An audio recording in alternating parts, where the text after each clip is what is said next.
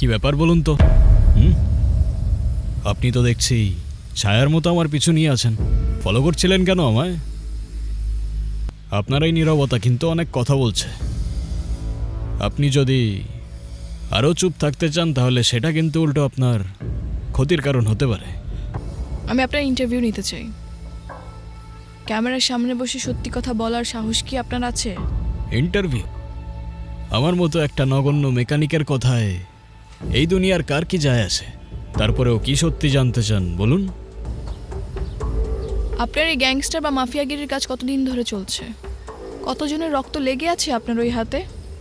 Gangster, mafia, অনেক ভারী ভারী শব্দ ব্যবহার করলেন আমার জন্য।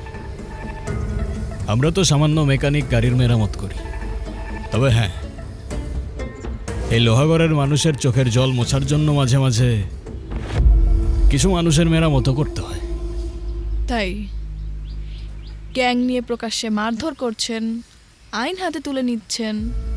আপনার কি তাদের জন্য একবারও মায়া হয় না? আপনার কি মনে হয় না আপনি সমাজের জন্য একটা অভিশাপ? আপনার ভুল ধারণাটা আমি বুঝতে পারছি, কিন্তু আগেই তো বললাম মানুষের চোখের জল মোছার জন্যই আমরা মানুষের মেরামত করি।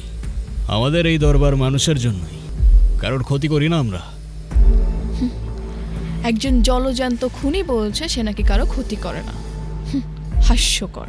বাদ দিন এসব ক্যামেরা। আপনি আমাকে এইটা বলুন, যদি আপনি কিছু করেই না থাকেন তাহলে ওই লোকটাকে আপনি এভাবে কেন মারলেন? কি করেছিল উনি? বিচার করার আগে অপরাধের ইতিহাসটা জানতে হয় সাইরা সাহেব। এই পৃথিবীতে অনেক সময় এরকম হয়, যেটা দেখা যায় সেটা হয় না, আবার যেটা দেখা যায় না সেইটাই হয়।